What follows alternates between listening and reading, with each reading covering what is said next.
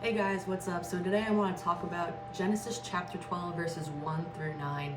And this is about God calling on to Abram to leave his homeland, okay? But before this had happened, it's important to note that his father, Terah, had the intuitive instinct. It's not messaged or said in the Bible in this way, but I'm interpreting it as because God didn't call on to him, it's Terah following his intuition to get out of the city of Ur, which is actually their homeland, okay? But it's going to be important to note later on that God is calling on to Abram to leave his homeland, not when he's in Ur, but when he's in a city called Haran. And it's very weird. The Bible will do things like that. God says, hey, get out of your homeland of Haran. And it's just like, dude, my homeland is Ur. What are you talking about? The city of Ur, in which they were dwelling, is actually, it translates to, the place of the moon god. And moon gods are based in Greek and Egyptian mythology. And the moon god of the city of Ur, guess what their name is? Sin. And what does sin mean? Dwelling in your emotions, living in your 3D reality, allowing your two eyes to dictate your fate rather than your one eye. Being like Neville Goddard, going within, seeing in your imagination what you want to happen and not quibbling, right? I've had many experiences in my life where I quibbled, but I use that to my advantage. You are your best form of school. You are your best form of data.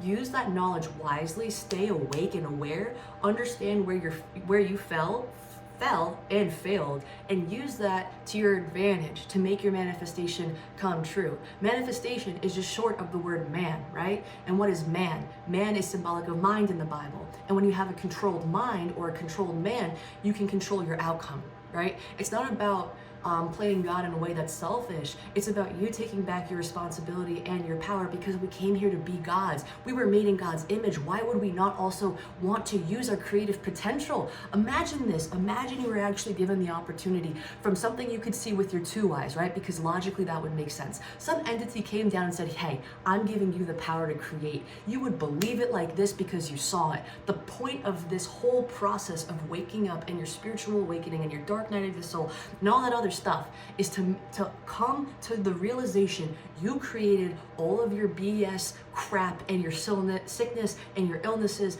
and your lack of abundance. And just as equally as you lived in lack when you observe how much lack you put into the world based on your thoughts and your charged emotions because you kept repeating them day after day, and they became your new subconscious programming. And because your subconscious can never turn off, it's always 24/7 emitting what you program with it. It will only attract that crap. So when you tell your mind to sit, like Joe Dispenza says, and you take that same passion and focus and energy and thoughts and emotions and put it in the other direction, guess what's going to happen? You're going to see your track record get significantly better. You're going to have things that work in your favor, like happy, healthy relationships, abundance seemingly out of nowhere, whether it's a new job, a promotion, a new spark of inspiration to try something different that is actually your passion. You don't choose the things that you think you love. The things that you love choose you, right? That's why I'm so passionate about this. That's why I love the color green. That's why I like the things I do, because they pick me.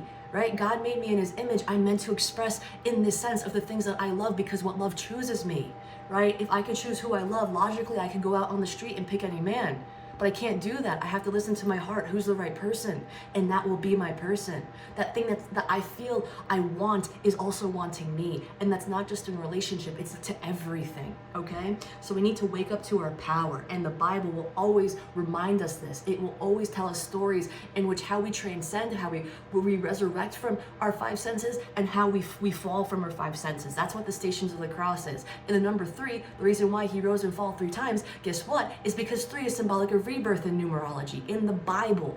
Numerology in the Bible only has one meaning. Don't listen to any of the quacks on Yelp or Reddit or Twitter or whatever that say, oh, 1111 means this, or number 4 means this, or haha, da, da, da. Shut up. No. Erase all that crap. Other people's opinions do not matter. What matters is what you think is correct, and reading the Bible in the way it was meant to be written. I'm no one to say I know the truth, right? Because no one can actually inherently know the truth. Watch out for those people, because once you're stuck in a form of thinking, you now shut out any way for you to grow and to expand, because we're all here to expand. So every point of view is important. It is just important for you to dial into what feels right. And at the moment right now, understanding the Bible symbolically feels right to me, so that's what I'm going with. listen to me at your own discretion, choose your own truth or your reality, do what you want, I don't care, I just want to do me and follow what I feel like is a calling, all right?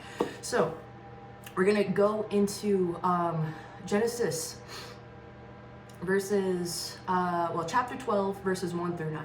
So when we go back and we understand, okay, Abram and his dad Terah and Sarai and Lot are actually choose to leave the city of Ur, where they originally were, which means sin, okay? They chose to leave their five senses behind intuitively. God didn't come to them yet. This was Terah's decision.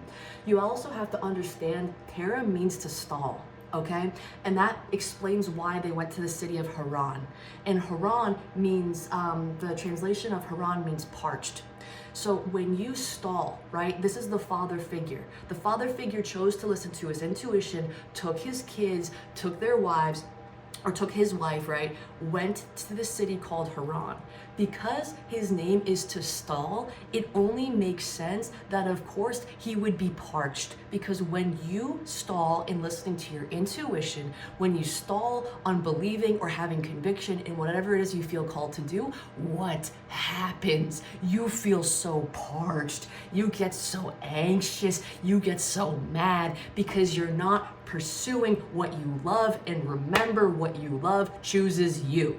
Okay? So you have no say in the matter of what you're meant to do. All you have the say to do is to either answer your calling or not. That is your free will. That's it. And trust me, when you listen to your intuition, you feel freaking good.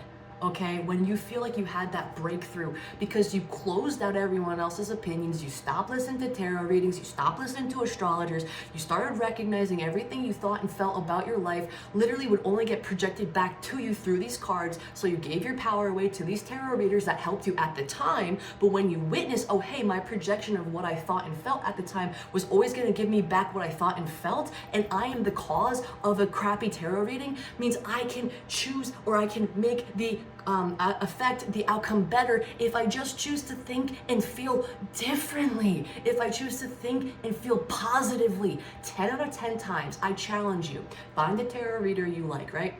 Let's say you're struggling in love, okay? Let's say you always feel like a loser and you don't have any connection and everyone is just a liar or a cheat or whatever the heck. Do me a favor, find your favorite tarot reader.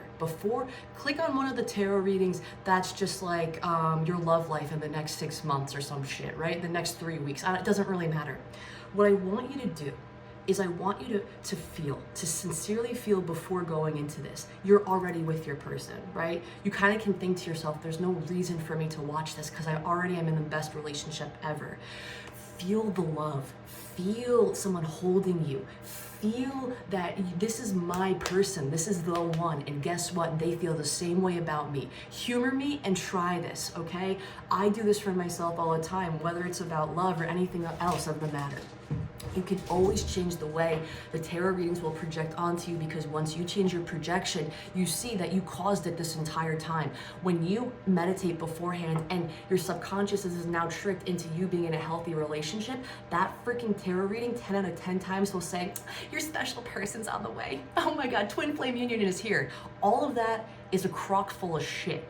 Okay, the whole SP, the whole twin flame, all of that, get that out of your head. Do you want to know what that does to you? It emotionally wrecks you. And you want to know what that does to you? It makes you spiral and it makes you get out of control. And what happens? You're now living in the city of you're now sinning. You're dwelling in your emotions. You need to transcend your 3D reality and observe. You push that person away in the first place, you can easily bring them back. It's not about controlling people, it's about claiming what's yours by divine right. And if you feel intuitively connected to somebody that isn't actually affected by your ego, then you know that person's for you. And the reason that or how you get them back is by understanding you deserve to love, because you need to love yourself first.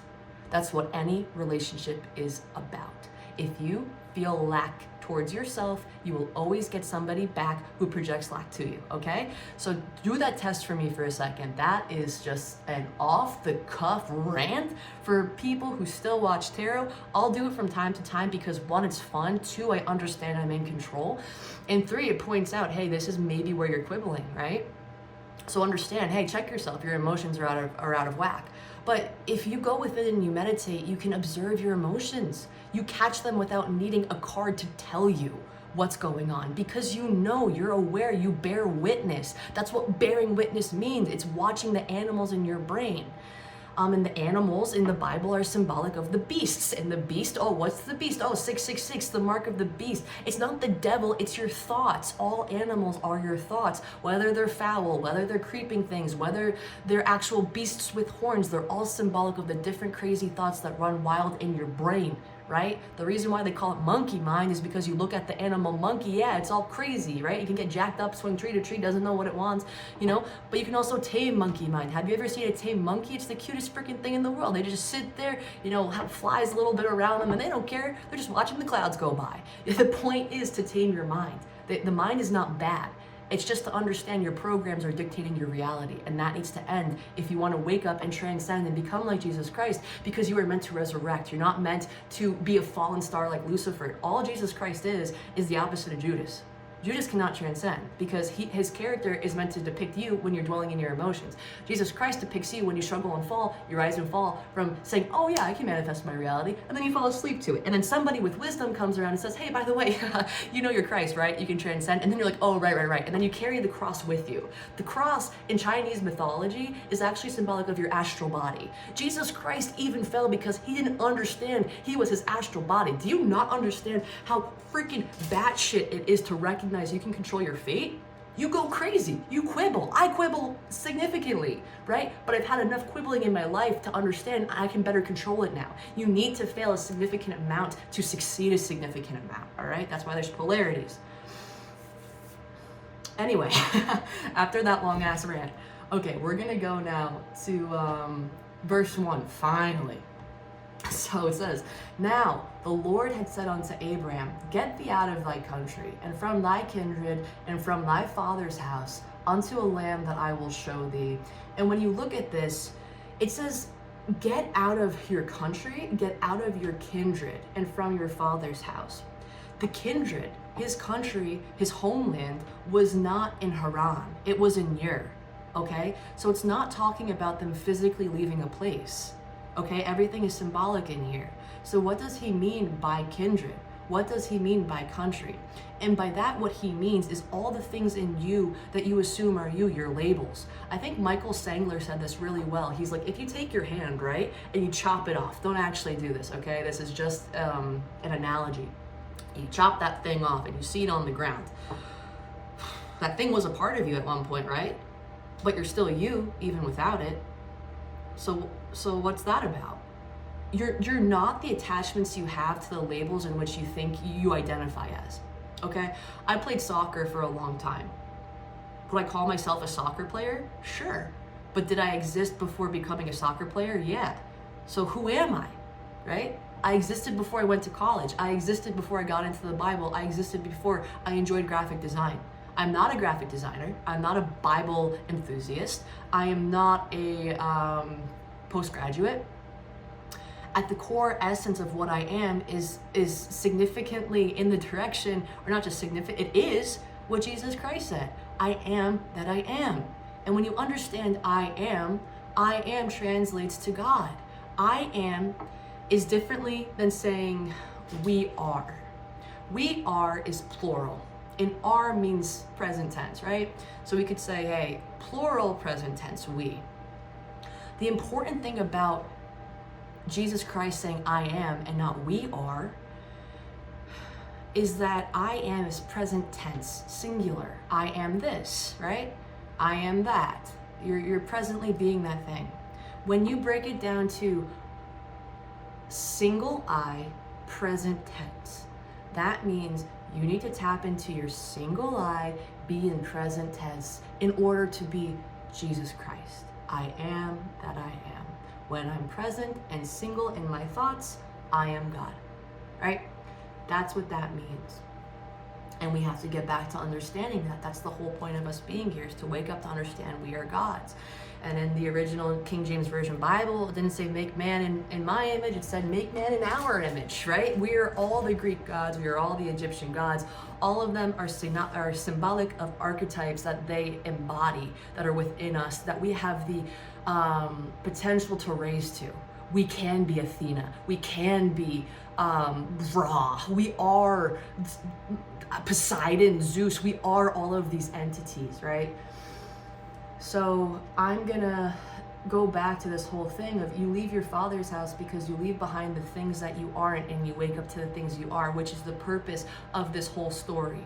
Abram is leaving behind all the things he thought he was, which is his ego, rationale, thoughts, and his labels that he put on himself, to now follow his intuition. And you do that very blindly. You have to tithe the logic, which is the left part of your brain, and the left part of your brain is only 10% of your brain power, while the 90% is actually dormant. If you look at science, at least when I grew up in science class, like, oh yeah, you only have 10% of your brain, then 90% is off. It's just like, what incredible power would create a universe that has these beautiful things that exist, that we call trees and clouds and leaves and water, and he would just make 90% of the human brain dormant.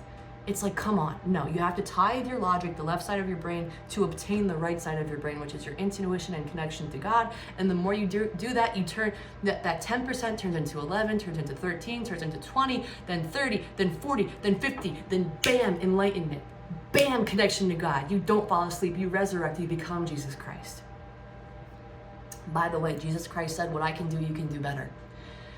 And for whatever reason, we all doubt that we can resurrect and transcend our five senses, but we absolutely can. So, verse 2, it says, and I will make of thee a great nation, and I will bless thee, and make thy name great, and thou shalt be a blessing. And here it's basically saying like, hey, I'm going to give you abundance if you just listen to me. You know, you already listened to your father, which is an incredible guidance, your physical father. You know, he brought you this far because he listened to his intuition. He passed away, unfortunately, in the town that you're called in right now, Haran, because he passed away in the sense of not listening to fulfilling his purpose. But he wasn't meant to fulfill his purpose because his name is Terah, and Terah means to stall. Okay, it's symbolic of you. This is an archetype of you and your potential. One of your potentials is to stall and to parch yourself and to not follow what you're meant to do. Or you could be like Abram and listen even though you're scared. So here God is just saying, you know, you just have to follow me and I'll give you everything you could possibly want. It's things that can't be even limited by your human mind, right? Abundance by God is always stronger than what the mind can even perceive, will even come its way. So now we have verse 3, and I will bless them that bless thee, and curse him that curseth thee, and in thee shall all families of the earth be blessed. And here it's basically saying like, hey, God is saying, I'm going to curse thee. Is God actually going to like throw swords at people and be like, F you, you know? No, that's not it. God is no respecter of persons. It's said in the Bible, he does not care what you do. You have free will when you come here. It was an agreement when you came here. We all just forgot. The purpose is to wake up and understand your God. So what does cursing and blessings mean? Basically, this is the law of karma. And karma is cause and effect. It has nothing to do with the moral idea of good and bad. So we need to drop that, because morality came into religion around the 5th century when Emperor Constantine created Catholicism to be the main religion for the region. And when you do that, you say, hey, there's heaven, there's hell, and now there's fear. Because if you don't give me your time, if you don't give me your money, if you don't believe in what I believe, I'm going to kill you, okay? And like, imagine that being the foundation of your religion, or at least the beginning of it being, when before that it actually was embodying the idea of giving the power to the people to understand their psychology, to understand that the Bible is actually a psychological drama of their development through life, that when they get older and wiser and witness their actions and their behaviors, that it was actually them all along that had created their reality. That was totally scrapped and then turned into a way for people to for people of higher positions and stature to control those that didn't have the stature or the prominence, to then bow down to them instead of bowing down to themselves, because we are all are gods individually. 8 billion gods just living in the same planet. So cursing and blessing has nothing to do with good and bad, because if good and bad was a law of the universe, bad people would get punished and good people would get praised. But you know what happens? Good people fall victim to the idea that they don't deserve abundance, so what happens? They remain in poverty forever. Bad people don't have a moral concept in their mind, because based on the way their subconscious is programmed. So can they get away with bad things and not get punished? Yes. And that is the law of cause and effect. It explains it perfectly there. Whatever your subconscious programming is of good and bad will be projected back to you into your reality. My concept of good and bad is based on my morality, and it's based on your version of morality. So if I do something bad and I have no problem with it, will something bad happen to me? By the law of cause and effect, no. If I don't quibble in it, no. But if I think I can get away with it, but have a knowing, a feeling, an intuitive sense I'll get punished, what will happen? Punishment. So here it's saying that the cursing and the blessing is just going to say, like, God will curse those or give the law of karma and effect, or cause and effect to happen to everybody in which understands what you're doing. You know, like whoever will follow you, like listen to their intuition and all of those things, and dwell in their innermost connection to God, they will be blessed. And those that will be distracted by their minds and go bonkers and go crazy will then attract that kind of chaos. That's all it is. We're the only ones who can curse and bless ourselves. There's no almighty power in the sky that wants to harm us. God is no respecter of persons, doesn't care what you do. Verse 4. So Abram departed as the Lord had spoken unto him, and Lot went with him. And Abram was 75 years old when he departed out of Haran. So here Abram's finally listening and saying, hey, you know, I'm gonna go with Lot, and we're gonna fulfill the prophecy, right, or the covenant that he has with God. You have to look at the numerology here. 5 and 7, that's very important. It doesn't mean this man was 75 years old. This man didn't exist, and he did not age to that extent because he didn't exist. So 7 and 5 in the Bible break down to spiritual intervention in the five senses, individually, right?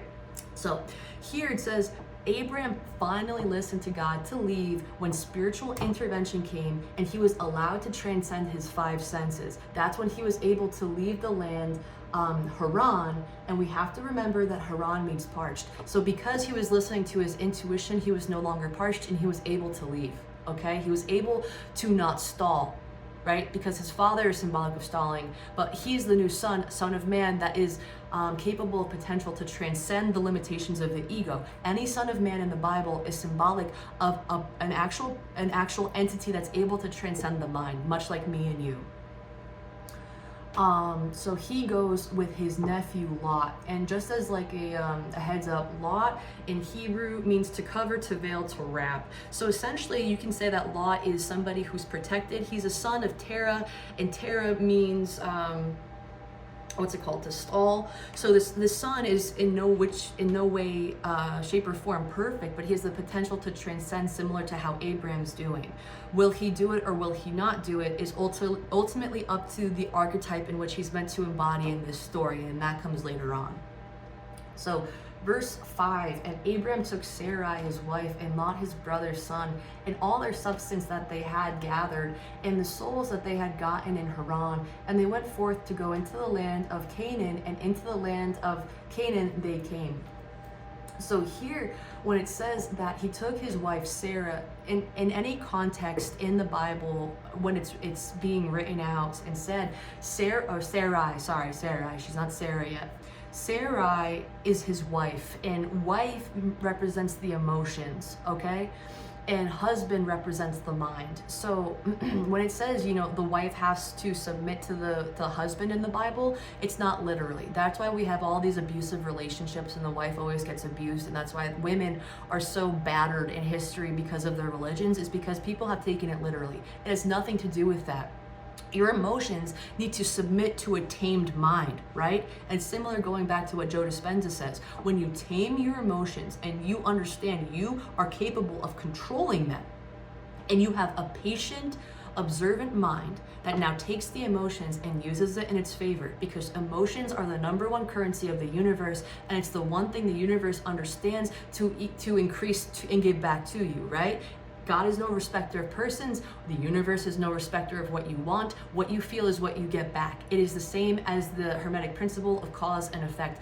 What you emit out will come back to you and gift you whatever that is, okay? God doesn't know what you think you want. God knows what you feel, and God is a feeling thing that you need to tap into. That's the point of awakening. You have to listening to your feeling and your knowing, not to your thinking. So the thinking has to understand, oh, I'm the feeling and knowing, and I can control this at all times, right? I just have to listen on the right part of my brain, which is symbolic of the divinity, and the left side is symbolic of the ego. I just have to listen to the divinity thoughts that come in when I take no thought of my own and follow that. So Abram took his wife Sarah and Lot, his brother's son, and all their substance that they had gathered, and the souls that they had gotten in Haran. They took all the material things, that's what substance means, right? To sustain them, the physical nature.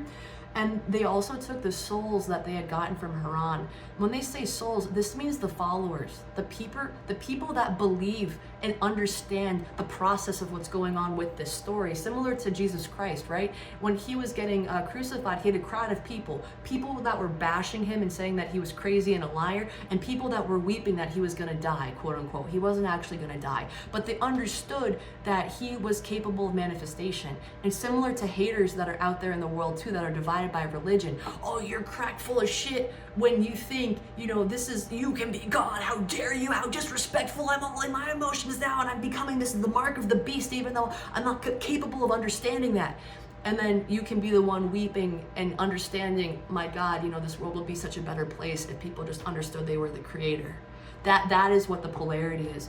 So here it's similar to saying the same thing. It's foreshadowing that the story that will then become Jesus Christ and him gaining followers, right? Not for the sake of needing it, but for following his purpose. You will become more magnetic when you follow your purpose, because now you're shining of light. You're a child of light. And that's what the tribe of Judah is, the chosen ones. They were the tribe they were the tribe situated on the right of the tabernacle, and the right is associated with enlightenment, or the light that comes in when you actually understand you're an enlightened being. And the 860,000 tribe members in the tribe of Judah actually equals the speed of light for miles per second.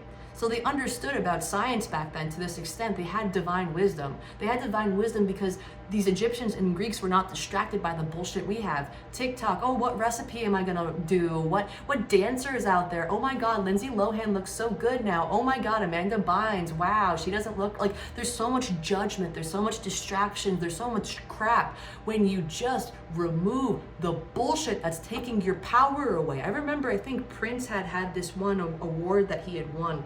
And he was saying that the internet is a very good tool, but it's also something to be taken very cautiously, because it will steal your creativity away, your power away. And he's very much correct. He foresaw it happen before it actually really consumed everyone's attention.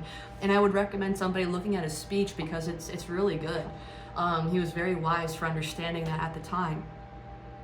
So here, when Abram takes his wife, Sarai, it means he's taking his emotions with him, because you're a dual part being, your mind and your emotions and your soul. And he's also taking Lot, his brother's son, which is symbolic of your own capability of transcending, right? So the relationships in the Bible are just aspects of the main character in the story. So Abram has his emotions with him, and he also has the capacity to transcend human thought, right?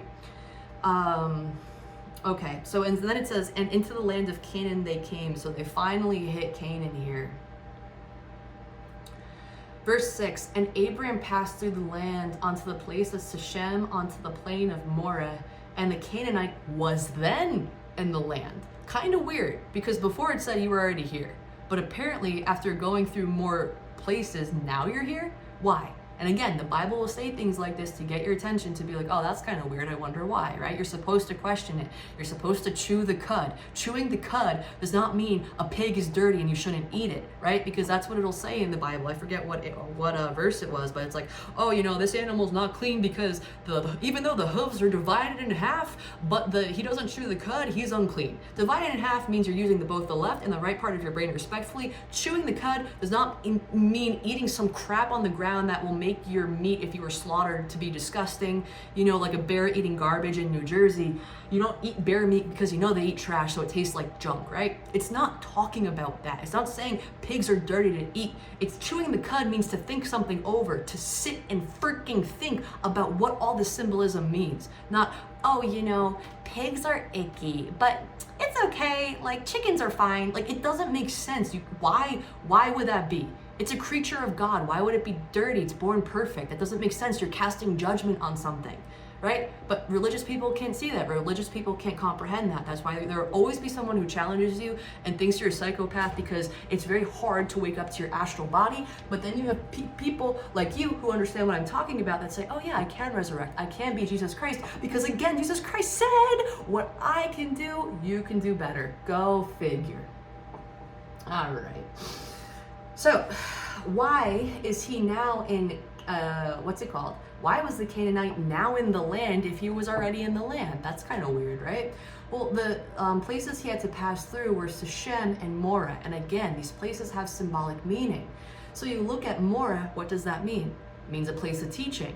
Then you have Shechem. And what does that mean? I couldn't find a particular definition, but it's a place situated between two mountains. So when you look at that, mountains are forms of enlightenment, right? That's why altars are built on mountains, because when you can understand and when you can transcend the mind that much, you're very much high up. You're thinking with your higher intellect, right? And when you're thinking with your higher intellect, where does that go on your body? It's not going to be by your root chakra, right? It's going to be near your crown. Okay, so higher intellect, think like that. Your third eye is above your two eyes. Makes sense, it's higher. So this place between two mountains was Shechem, and Morah is a place of teaching. So what does that mean? Before you can transcend your mind, right, you have to little yourself. You have to go below and understand this place of teaching. I need to observe my 3D reality. Why is my life the way it is? And when you understand, oh my God, my entire life has just been a reflection of what I thought and felt this whole time, I can go to the mountain, I can build an altar, and I can make a sacrifice, because the animal sacrifices that they normally make are symbolic of your mind, your ego, the lower aspects of your ego. So that's why he was then in the land, because now he's finally learning, he's finally teaching, he's finally applying these practices. Okay. Line 7, and the Lord appeared unto Abram and said, unto thy seed will I give this land, and there builded he an altar unto the Lord who appeared unto him. So here he's getting ready to sacrifice the lower aspect of his mind, much like I said, because he's in Morah, a place of teaching, and once you're taught, you learn, and what happens when you learn? You become a master, because you're no longer a student, even though we're always learning. But there's also a teacher aspect. There's polarities to both, right? So you need to be a student in order to be a teacher, and vice versa. Verse 8, and he removed from thence unto a mountain on the east of Bethel, and pitched his tent, having Bethel on the west and Hai on the east. And there he builded an altar unto the Lord, and called upon the name of the Lord. So here it's saying that he went onto a mountain. And mountain, like I had said, is when you transcend your mind. So he finally went from a place of teaching and was able to transcend his mind, and he built an altar there as well to sacrifice potentially the higher aspect of his mind, right? Like, I'm no longer going to dwell in this like crap that is controlling my world. And here, God is saying, I'll give you the seed to this land, and you're going to proliferate here, right? Like you've proven that you can do this, and now abundance is going to spread because you're listening to me. And seed, similar to in the manifestation community with Neville Goddard, it's like, what do you do when you plant a seed? You stop checking on it. It's going to grow, right? But different seeds take different times to grow.